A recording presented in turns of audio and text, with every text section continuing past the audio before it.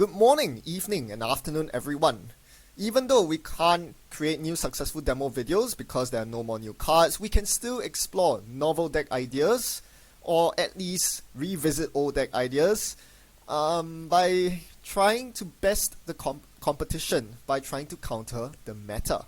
So today we'll be exploring a runner deck which is able to defeat, or rather have an advantage, a secret leg up on the competition by trying to exploit certain cards that are prevalent on the corp side. So to do so, of course, we must be aware of our competition. We must be aware of what corp cards are strong right now. And nothing stands out to me more than these two cards which I'm about to show here. NGO Front and Rashida Jahim are ubiquitous right now, and for very good reason. These cards are noticeably above the power curve. They are powerful despite being trashable, and as a result, a lot of people just run them because they are very efficient economy/draw cards. In fact, they are so prevalent that as a deck builder, you need to find a good reason to not run these cards because they're just better than most of the other options available in the remainder of the card pool. As a result, you'll see anywhere from 3 to 6 copies of between NGO Front and Rashida Jahim play in almost every corp deck. As such, if you can build a runner deck that has certain tools to deal with NGO Front or Rashida Jahim, you'll be put in a pretty good position. And that is what we are going to try to do by building our runner deck. So there are actually some hard counters to these set cards, and this is something that we'll look into right now. We're going to look at the counter cards and see which counter cards counter NGO Front and or Rashida Jahim. Starting with Rumor Mill. Rumor Mill works against Rashida Jahim because Rashida is a unique card and is a non-region. This is very debilitating because if the corp has a Rashida installed, it's basically as good as dead. When the Rumor Mill comes down, Rashida is blank, you cannot gain 3 credits and cards from it. Same thing with Political Operative, even though it doesn't blank Rashida per se. It prevents it from firing because the runner is able to use the paid ability window between the Rashida res and Rashida actually firing, because Rashida fires at the start of the corp's turn. Right? So between the start of the corp's turn and the Rashida res, there is a paid ability window. The runner can kill the Rashida using Political Operative. Now, we have to note that this does not apply to NGO Front because NGO Front doesn't trigger the start of the corp's turn. NGO Front is a paid ability itself. So a smart corporation will attempt to res NGO Front and pop it at during the same paid ability window. This way, the corp can get the money from NGO Front before passing priority back to the runner. So Political Operative generally does not work against NGO Front. What does, however, are cards that that prevent the corp from resing their NGO Front. We are looking at Interdiction and Councilman. These cards are best against NGO Front because typically NGO Front is best used during the runner's turn. When the runner's making a run on the NGO Front server, typically the corp will tax out the runner by forcing them to break all the ice before resing and revealing that they have an NGO Front that gives them money instead. The problem is when NGO Front runs up against Interdiction or Councilman, they can no longer res the NGO Front on their turn. It'll either get de-res by Councilman or it's flat out prohibited from resing using Interdiction because typically when the runner runs the server, it's the runner's turn and that's when Interdiction is active. So these two cards deal very well with NGO Front, but they do not hit Rashida Jahim at all because if either of these cards are in play, the corp can choose to res Rashida Jahim either at the end of the runner's turn or at the beginning of the corp's turn. So they have 2 windows in which to res their Rashida Jahim, thereby being able to bypass Interdiction's ability and Councilman's de-res ability. So that's the problem. These hard counters only counter one of the 2 cards here. Right? They are fairly limited in scope. We need to expand our scope and find cards that deal with both NGO Front and Rashida Jahim. And to that end, Drive-By is what we are looking for. Drive-By works against both NGO Front and Rashida Jahim, assuming the corp is playing them as a normal corp would. That is to say, keeping the identity of the card, the asset, hidden by by not resing it until they are ready to get the money off NGO front or Rashida Jahim. As long as the card is unres, drive-by can work on it. Not only will it expose the card, it will also trash it, denying the corp the ability to get the payout of these cards. So drive-by is good. It's a nice card. It's a fairly hard counter, but it's not actually the card we're going to look at today. There are other drive-by decks out there. I'm sure you can explore them. I'll leave this as an exercise to the viewer. Today we'll be actually looking at another counter. It's not a hard counter in the sense that it doesn't actually deny the payout from Rashida or NGO friend. Rather, it disrupts the corp in other ways. Can you think of the card I'm thinking of? That's right. It's another current. It's Hacktivist Meeting. Hacktivist Meeting is actually very well positioned right now because a lot of corps are guaranteed to be running these assets. So, no matter what corp you're up against, you can be fairly sure they'll have at least 6 of these assets available for Hacktivist to take effect. And Hacktivist really hurts the corp because quite a lot of corps out there rely on preserving the cards in their hand one way or another. Either they have combo operations that they want to keep in hand, cards like hard-hitting news or exchange of information. Those are cards you don't want to see in the bin. Same thing with agendas. Every corp is running agendas, and if they go into the bin, that's bad news. So what Hacktivist does is not only does it potentially disrupt the corp's hand, but it also alters their gameplay style. The moment you as a runner review Hacktivist Meeting, the corp will be incentivized to put agendas into their remotes more often than cards like Rashida, Jahim or NGO Friend, simply because the payout for assets will be lower because they will suffer the Hacktivist trigger, and the payout for agendas is higher because they want to get rid of the Hacktivist Meeting current by scoring an agenda. So you can use this the change in payouts to your advantage, knowing that the core is more likely to put agendas in remotes. You can then challenge remotes more often and frequently, and typically you come out the winner because, that's where the agendas are. The big question, if you're running such a deck, is there any way in which you can soup up Hacktivist Meeting? As good of a card as it is, it needs some support. And what better way to support Hacktivist Meeting than with an identity that encourages hand trashing? We are looking at Alice Merchant. It's been a long while since we have explored this ID. We've been too busy exploring Kumalo. So it's nice to look at some other Anarch IDs, and I think this is the perfect time for it. Alice and Hacktivist make a very deadly combo where the corp has to worry about shoring up their centrals, meaning that the assets are more exposed and they can't really use their assets because Hacktivist is out. So this could be a really interesting combo, and this is the deck that we're going to use to showcase it. There's some interesting cards in this deck. Let's go through them one by one. Divide and Conquer is our multi-access card, even though it has been ruled that Divide and Conquer does not super synergize with Turning Wheel. Turning Wheel only increases the accesses for either the HQ access or the R&D access, not both. However, the reason we are still running Divide and Conquer here is because we are running Ormakur as an important breaker. The ruling is that Divide and Conquer does actually synergize with Ormakur because you are plucking cards from in three different access phases. Accessing from HQ, R&D, and then Archives. You can potentially get up to 3 Ormakur counters on that single run because you're accessing 3 different times. So it's more of a way to charge up Ormakur than anything else. The extra accesses are just, cherry on top of the cake.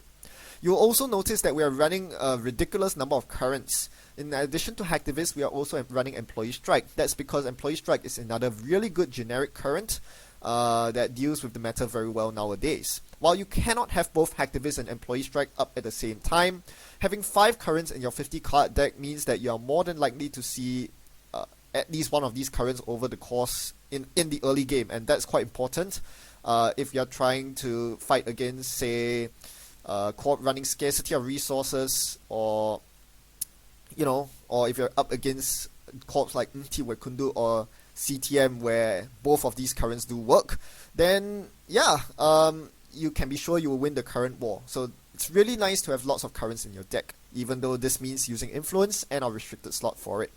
You'll also notice that we are running bad publicity cards even though we are not Valencia, simply because we want to run early and often. Alice Merchant as a starting ID is powerful. There's always the option of Valencia to rebirth Alice, but Alice is really one of those identities that need to be there on turn 1. And once the corp gets their ice up, we need to be able to break these ice cheaply. Mining Accident and Archivist helps us with that. Finally, you'll notice that there's a very odd splash in Laguna Velasco District. I don't really like the idea of a 50 card deck, so having something to show up our card draw is really important. Right? It allows us to find our combo pieces and more importantly to find our breakers, because it can often be the case that we don't find the correct breaker even after drawing through half our deck. So this is our trashy bashy deck. We'll see whether we can punch a hole into our opponent's HQ passively with Hacktivist and Alice Merchant.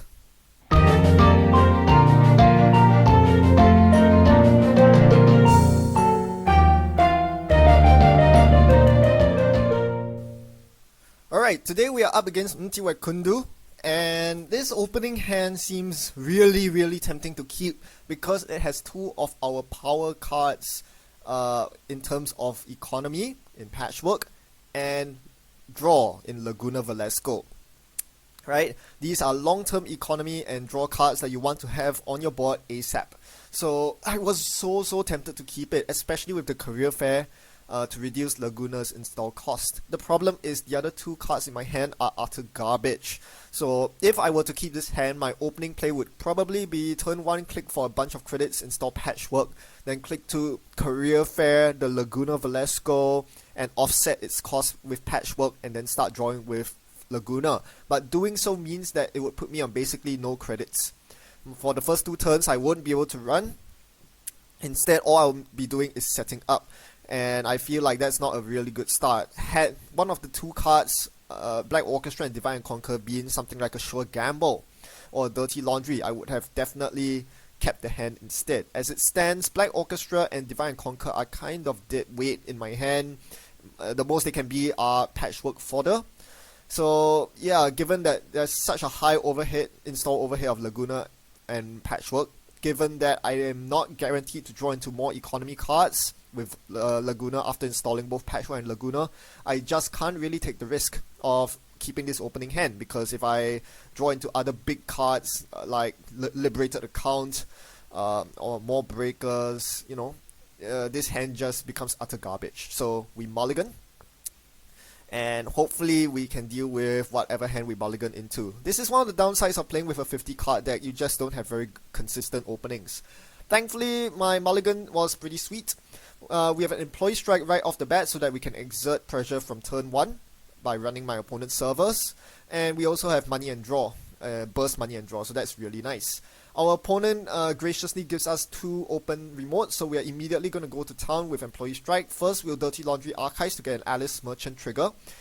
This will also give us a good idea of what sort of cards they have in their hand. Interestingly, they choose to pitch an NGO front. So immediately right off the bat, our turn 1 Alice has denied our opponent potentially 8 credits from the NGO front. Well, technically 6, because you need 2 advancement counters and that negates it. But yeah, I can't explain how huge it is to force the corp to ditch the NGO front. That's so heartbreaking. It also means that advanced cards and remotes are more likely to be agendas from now on. That's 1 fewer NGO front that is in circulation.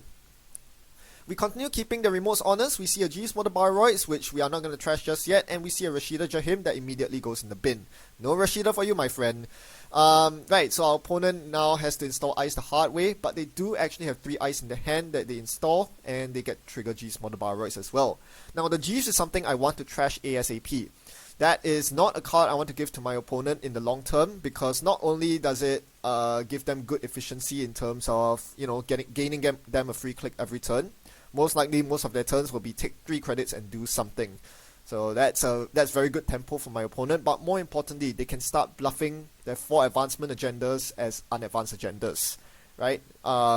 Because part of our game plan is to deny NGO fronts to our opponent, making sure that they are not putting NGO fronts in the remote. We will attempt to run every single card that's advanced in the remote. However, G's Motor Baroids means that even if they don't advance cards, it could still be an agenda in the remote, something like a Nisei or a corporate sales team. So we need to deal with the G's Motor Baroids. right? We start drawing to more cards and we start seeing a stimhack. Now, stimhack is a really good card for contesting that G's Model Bioroids as our opponent's forced to take a turn to draw cards. I'm very tempted to stimhack into the remote here. I'm just worried of a hard stopper ice on server 1. Something like a vanilla would make me very sad. I can't use the stimhack credits at all and G's will be still up. I'm also very worried about Cortex Lock. Cortex Lock would do 4 net damage right now, and the stimhack brain damage would outright kill me. So I can't stimhack into Jeeves just yet. I need to continue drawing through my deck to find answers to the ice. Or I can just place pressure on my opponent's archives by running instead. As I said, Alice wants to be very aggressive. If I force them to res an ice here, that means they won't have money to defend their Jeeves. I could go after it. If they don't rest the ice here, I'm going to get another Alice trigger, and that can't be a bad thing. So we see an IP block, which I allow my opponent to trace through. 3 credits to force them to ditch a card here is not the worst trade. We take those. And what do we see? We see Swordsman. Interesting. My opponent's running Swordsman as a piece of ice.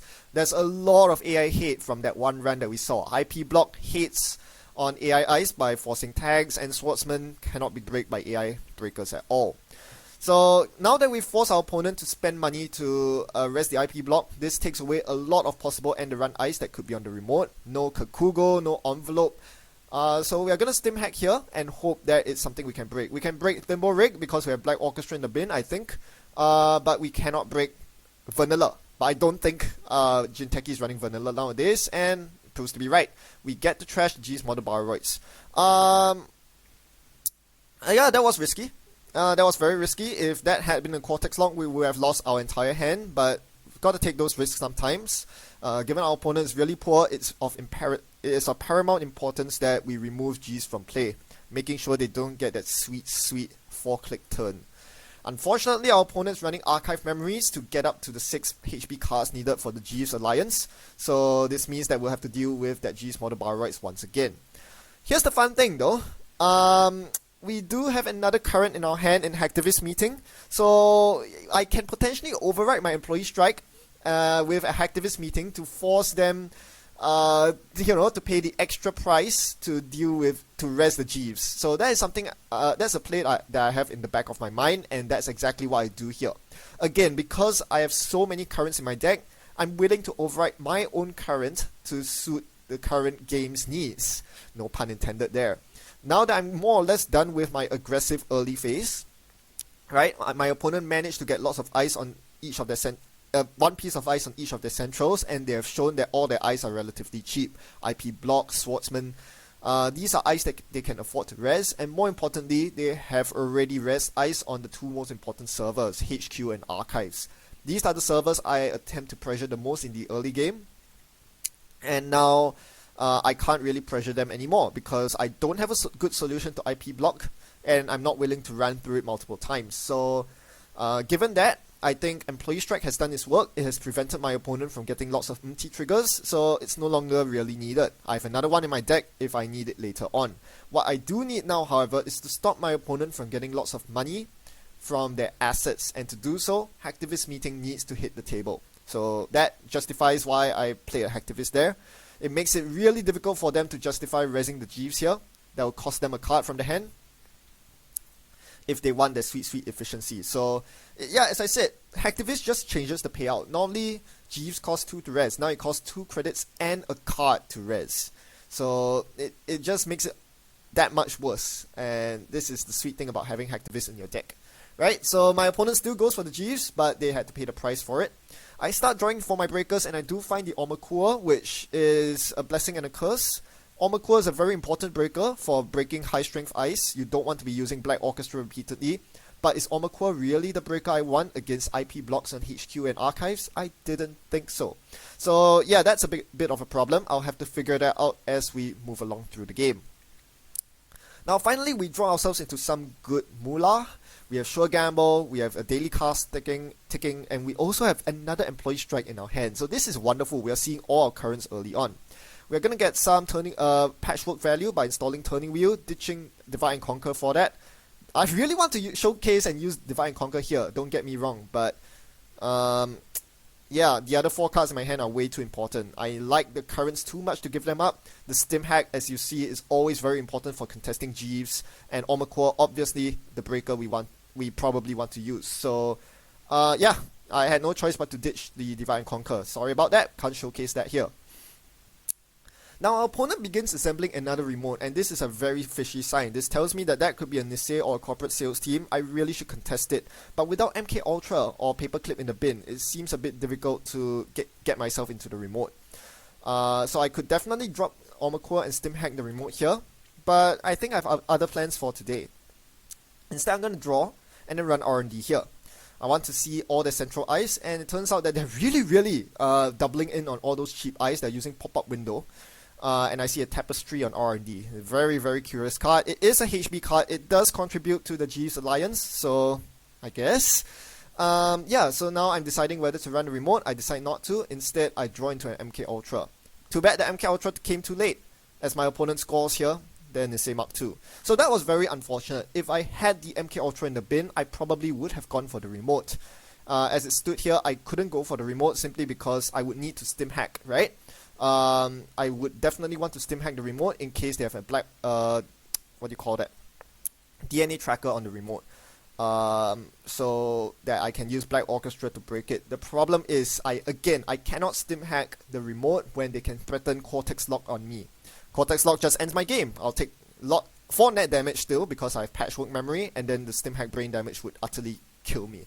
So it was really unfortunate that I was 1 turn off from contesting the Nisei, because I definitely would have done that. As mentioned, when Hacktivist is out, the Corp is always compelled to score agendas, so that was fairly likely to be an agenda. I could also have contested the Jeeves model Bioroids, but that would put me in a very bad economic position. In hindsight, I guess I should have. Unfortunately, one way or another, my opponent now has the Nisei token, making life really difficult. I'm going to punish my opponent for their insolence by playing Employee Strike immediately and getting a R&D run off. No free installs for you, my friend. The Employee Strike is here to stay. So yeah, now that I've struck my opponent down, I don't have to worry about MT Ice. This means that I can actually contest the Jeeves if I wanted to. I'm just going to regular run here. Not going to stimhack, because with the Nisei token in play, I would need to reserve the stimhack for stimhacking into remotes with agendas in them. So yeah, the Nisei token is an utter game changer, that's for sure. We're going to continue drawing into money here as we find a liberated account, which we immediately install using Patchwork's ability. This gives us the money needed to use Black Orchestra and MK Ultra in the event of an emergency run. So now I have enough money to make 2 runs on remotes. Once with my regular credits and once with stimhack credits, and that's nice. Alright, we draw into a bunch of cards and we see an Ice Carver. Ice Carver is going to be really important against all the taxing Inti when Kundu Ice. So we're going to Career Fair the Ice Carver here, not triggering Patchwork. Career Fair covers Ice Carver's install cost very nicely. As our opponent archive memories for the Jeeves once again. This is utterly annoying. Yeah, this Jeeves just doesn't go away. Bloody hell.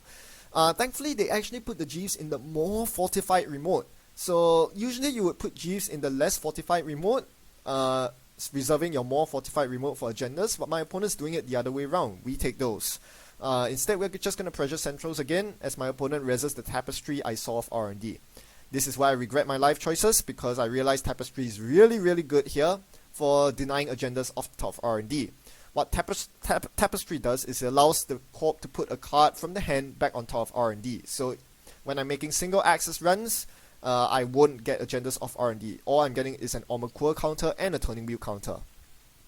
Right, my opponent finally finds their counter currents of their own, and they override my Employee Strike with their scarcity.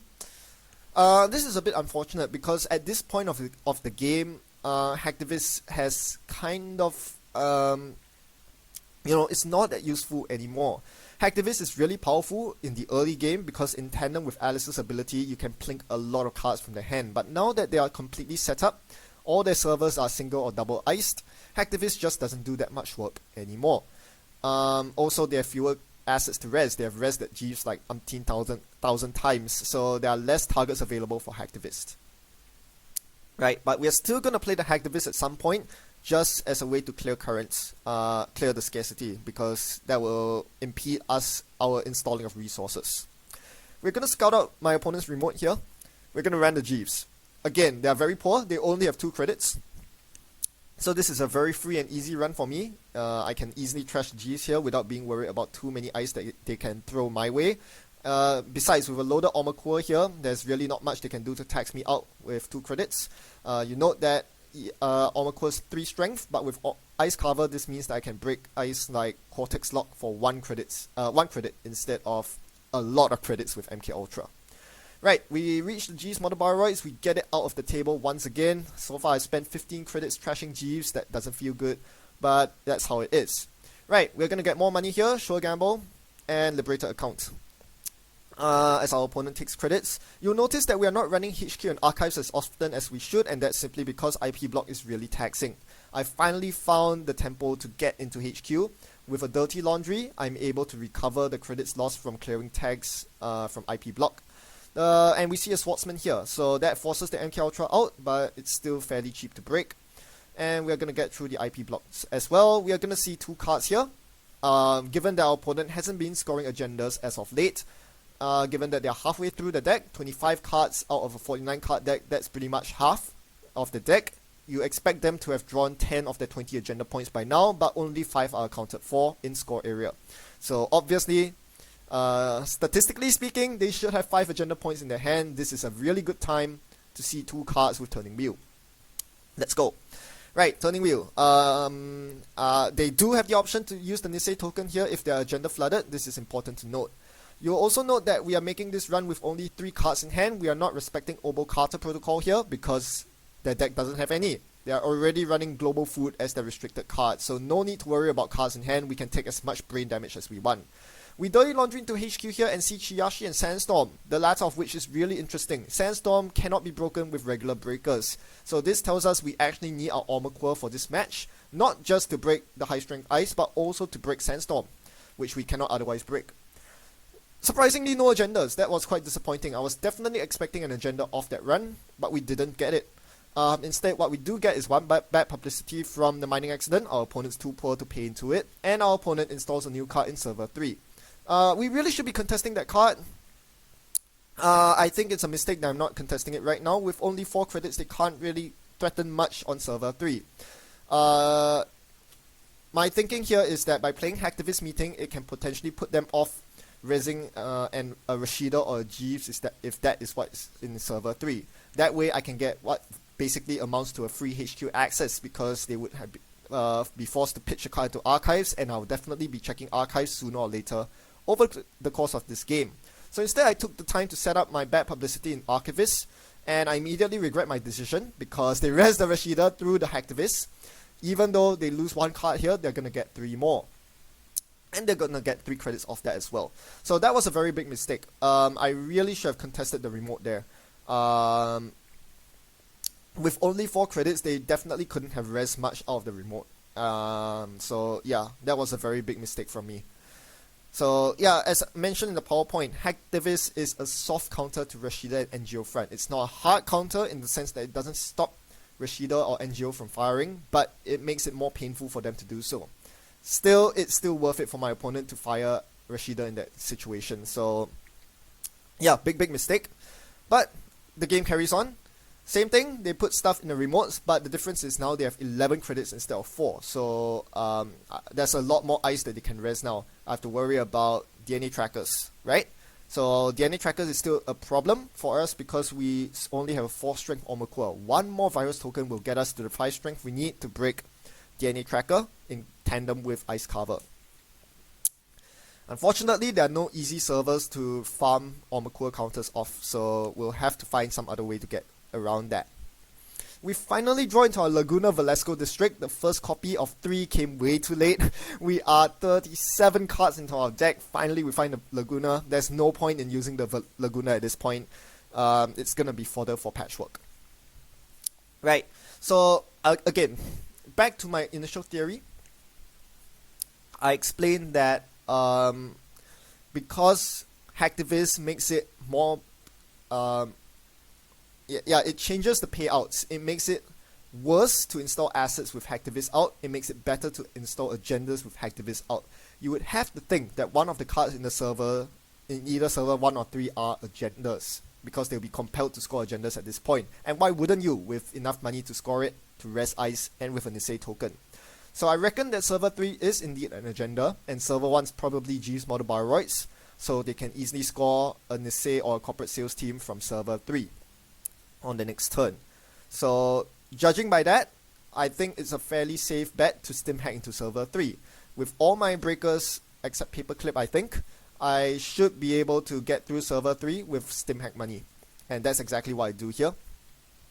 So I'm going to stimhack into server 3, expecting that the bottom of server 3 contains an agenda. And I will have the money to contest it. Obviously, because this is a stimhack run, they are not going to bother with rezzing any of the ice. Instead, they're going to use the Nisei token. So this is a huge telltale sign that it is an agenda in the remote.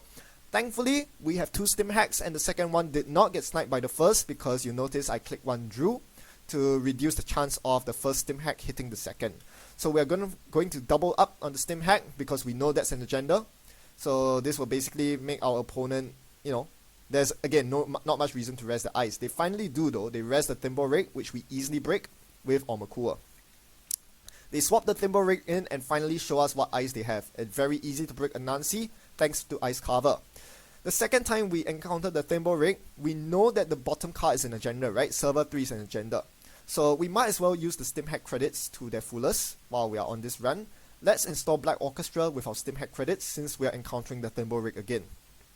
So we grab the Black Orchestra from our bin and break the Thimble Rig. This leaves us with enough money to deal with Mti Wekundu's ice. Even if they res, say, a DNA tracker on us, we can still break it with our remaining credits. So, yep, they are not gonna install Mti Ice, but they show us a Jeeves. Holy hell.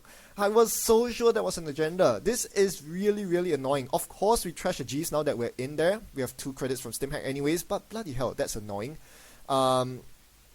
Yeah, I'm not a happy camper here. Being forced to use 2 stim hacks only to see a Jeeves. I really expected agenda points out there.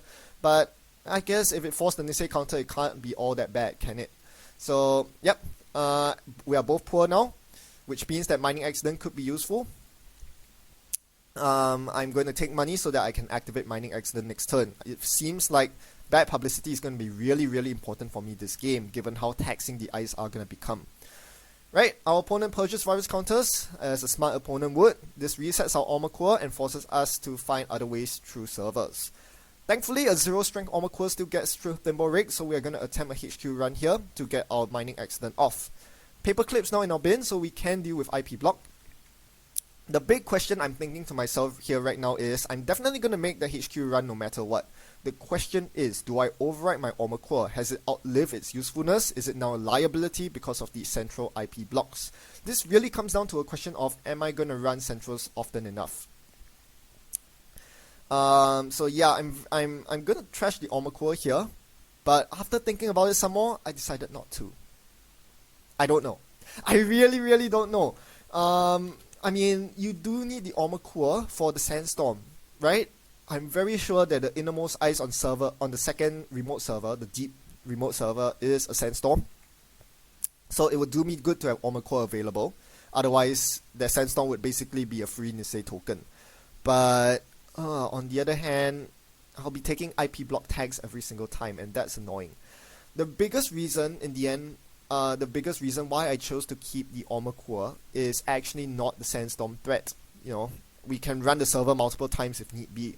The real reason we need armor core is because of Thimble Rig. We cannot spend 3 credits to break Thimble Rig with Black Orchestra. That just does not jive. If we override armor core, our opponent will surely abuse Thimble Rig by making it the outermost ice of a server, and then pushing it into the server every time I pass it. So it will be for 3 ice remote, like the remote that my opponent has now. It's gonna cost me 9 credits to break with Black Orchestra, and that's not cool. So this is the reason why I needed to keep the armor core, even if it means taking IP block tags. We are going to see 2 cards here with Turning Wheel. The first is an agenda, obviously. The second is another Thimble Rig. We clear the tag, and then we play Mining Accident with Patchwork. So Patchwork's really nice here. It allows us to play the Mining Accident even though we don't have the money for it. This gives us our second bad publicity, which is really nice. Unfortunately, it also gives our opponent a very strong scoring window here. There's not much we can do about it, so we're just going to draw cards, take some money, and pass the turn over. We draw into two absolutely useless cards. I would have liked to see one useless card and one useful card so that I can use Patchwork. Unfortunately, our opponent scores the second Nisei. That is really, really ugly for us. The only good thing it does is it gives us one more bad publicity of Archivist. That's about it. So now we're on 3 bad pub, but our opponent has their Nisei counter again. However, I noticed that the outermost size of HQ is a Thimble Rig, which only ends the run, so we're going to get 4 Turning Wheel counters off it. The Turning Wheel is going to really help in forking our opponent's Nisei counter. They cannot afford to let me get a Deep Dig off. So they finally switch in the Thimble Rig to the innermost ice to prevent me from farming wheel counters. Right, so at this point, I could actually continue farming turning wheel counters because I have 3 bad publicity and it cost me 2 credits to break IP block with Paperclip. I could theoretically go on forever farming turning wheel counters. The problem is, of course, I'm taking tags from Omakua and bad publicity cannot cover that. So that option's out. All I can do here is to continue drawing cards so that I can get more money. We are both poor once again, so money would be really nice to have on my side if I want to make runs. But then I realized Archives is kind of unguarded, right? We have the money to clear tags and breaking IP block is free, so we're gonna try to run Archives here. First, we draw a bunch of cards to see whether I can get a Patchwork trigger off this turn. I really want to trigger Patchwork every turn, and we do find a Liberated account. So we take a credit here, and we Patchwork the Liberated. That's a pretty good turn. It allows me to set up for my subsequent turns. So my opponent clicks for credits. This is where not having Jeeves is really good for me. They would have an extra click this turn had they had Jeeves res online. Right, instead we're going to get money with Liberated, and now we're going to run HQ. Why am I running HQ here? I have no idea. I think I know why. Alright, so let's do the maths. 14 cards remaining of 49 in R&D. They are roughly a third to a quarter of their weight, or rather, they only have a third or a quarter of the deck remaining. So, roughly speaking, there should be maybe 6 agenda points in R&D. Okay, so keep that in mind, 6 agenda points, that means 14 agenda points should be spread between HQ and Archives. Currently, there are 10 agenda points in score areas, so 4 agenda points are not accounted for. HQ should have 1 or 2 agendas. So I'm going to force a turning wheel run here, and I'm going to use all my turning wheel counters to see 3 cards, and this should be able to sweep at least 1 agenda out of their hand. This is very important because if I steal an agenda out of HQ, not only does this put me at match point, it also means 1 fewer agenda for my opponent to score for the win. So we are going to use the turning wheel counters here, and we'll see if they use the Nisei counter in reaction. I'm going to ask them, and they're going to decline. So we're going to see 3 cards, Thimble Ring, Fairchild 3, and Chiashi. Shit. I did not expect that run to whiff. I definitely thought they had an agenda in hand. Maybe I missed the 2 agendas in their hand, who knows.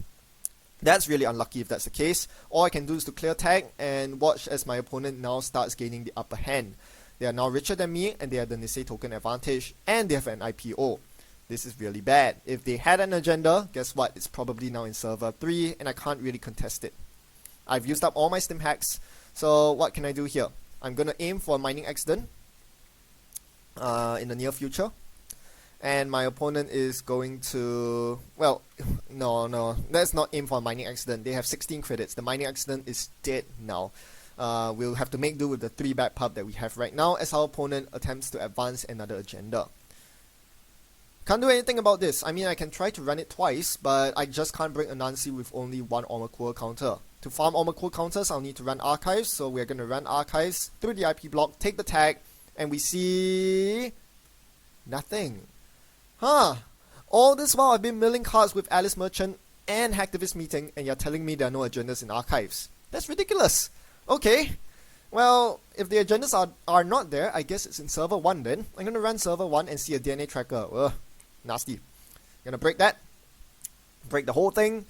And we're going in. Let's see what we see. Oh no, it's an MT ice. It could be another DNA tracker. We really don't want to break that. So I was thinking of what the ice could possibly be. My mind flashed back to the turning wheel access I had on HQ, where we saw Thimble Rig, where we saw Chiyashi, which they can't res, and we saw also a Fairchild 3. Now that's a problem, right? I cannot have Fairchild 3 resed on me. Actually, I can. Thinking about it, Fairchild 3 here is completely fine because I can break it for 3 credits with my Black Orchestra. I can break 2 subroutines and be forced to trash 1 card. Obviously, the card I'll trash here is Archivist. I don't really need it anymore. But instead, I jacked out, so that was a mistake. I'm not sure why I jacked out there. I should have continued on with the run. My opponent takes money, or no, they score sales team. That's not an initiative or security agenda, so I don't get bad publicity from Archivist. So yeah, I'm now in a very bad position. They're on match point and they have a Nisei counter. I can only make a bunch of central runs, spending a lot of money to break Tapestry here. The real goal of the central runs here is to chalk up turning wheel counters and Omakua counters, because without Omakua counters, there's no way I'm contesting that remote server.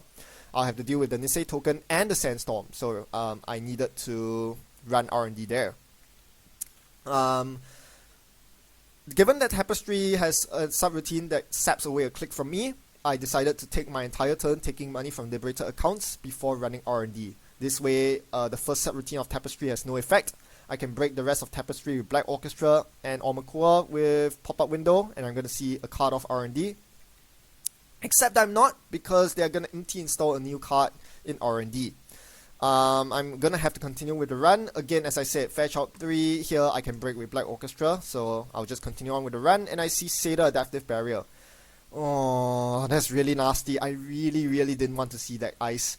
I knew they weren't running Surveyor because they don't have the restricted slots for it, but Seda Adaptive Barrier is really good against me right now. Given that I have no employee strikes, I can't stop my opponent from installing it, and it's going to be very high strength. My opponent threatens the win with something advanced in server 1. Clearly, I don't think I can get through there. DNA Tracker is too strong right now, and my Omakua just isn't there just yet. So I'm just going to take some money, again going to run R&D. I'm going to try to go for the double agenda win. Given that they have no agendas in HQ or Archives, surely there has to be an agenda in R&D. Lots of agendas actually. So accessing 2 cards with Turning Wheel here should give me a small chance of winning the game. Unfortunately, that's not going to happen. Because guess what? They have an NGO front in the remote and they're going to res on me. Wait for it. Wait for it. Chiyashi. Okay, I'll pay 6 credits to break it with Paperclip. That's a lot of money. But wait, we're not done yet. They still have Team Kundu's trigger. And wait, they're not done yet. They're gonna mill the rest of my deck with Chiyashi because Omakua is there. And wait, I forgot to use my turning wheel counters. So, you know, 3 things completely not going my way at all. Okay. So the agendas are nowhere to be found. They're not in HQ, they're not in Archives, they're not in R&D either. Oh, guess where it is? It's in Server 3. It's a Philotic Entanglement that they used to win the game. Woo! After the game, I asked my opponent about my access luck, and it turned out that I really got unlucky this game. I made so many turning wheel runs on HQ, and I seemed to keep missing the agendas. Even when I did hit the Global Foods, it turned out that there were other better agendas to hit, like Nisei Mark IIs. Obviously, every Nisei Mark II I steal is one that my opponent doesn't score, and yeah, that Nisei tokens are just absolutely huge in such a matchup. It also didn't help that my anti-NGO front, anti-Rashida tag in Hacktivist meeting never really panned out either.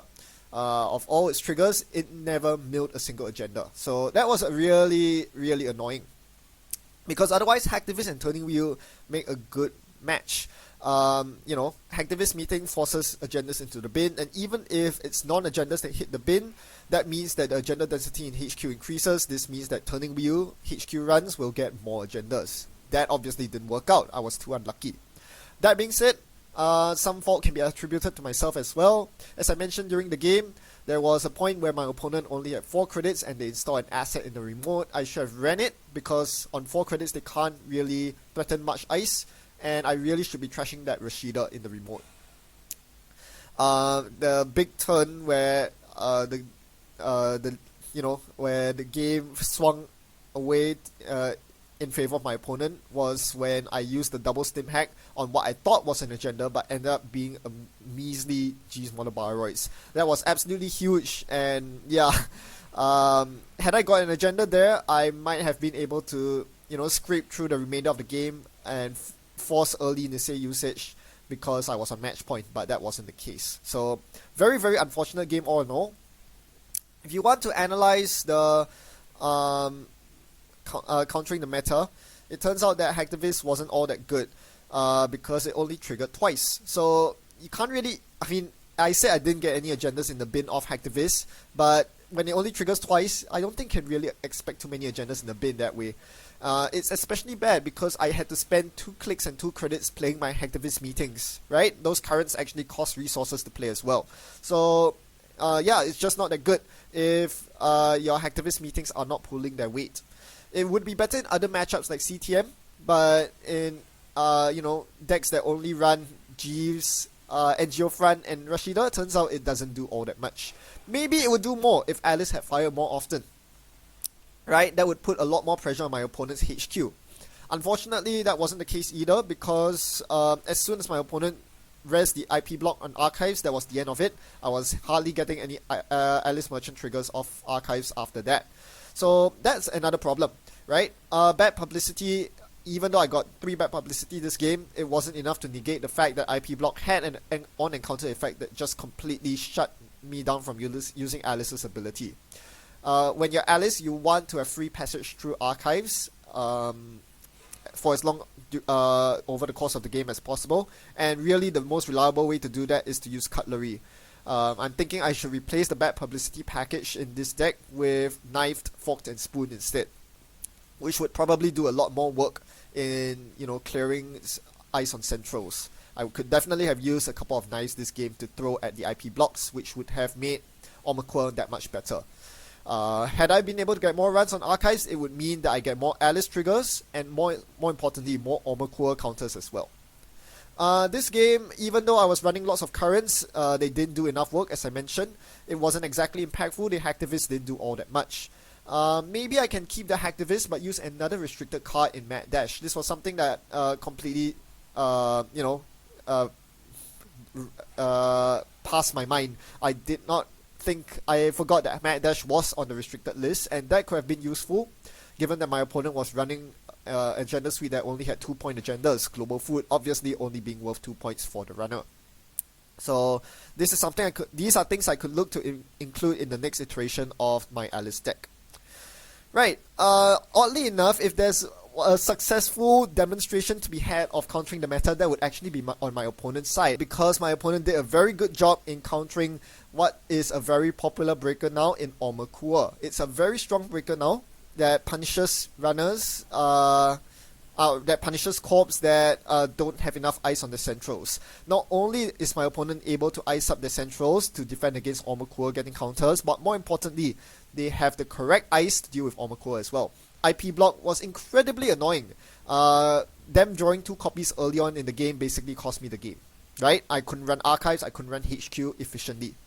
Chiashi and Swordsman were just cherry on top of the cake that just were added annoyances for my rig which had Omaqua in it. And I just couldn't afford to override Omaqua either, because again, my opponent has considered the deck very well. They have Thimble Rig in the deck, which means that if I overrode Omaqua at any point, it would become too taxing to break Thimble Rigs. Sandstorm was another good ice to counter runners without AI breakers, as it cannot be broken and acts as basically an Initiate token printed on ice.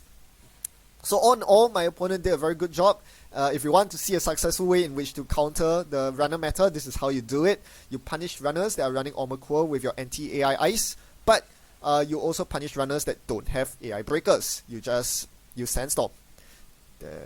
Yeah, that's pretty good. Right, so that's it from me. Hope you enjoyed the strategic insight I offered here and how it is relevant to the current meta. In the meantime, as always, thanks for watching. Happy net running.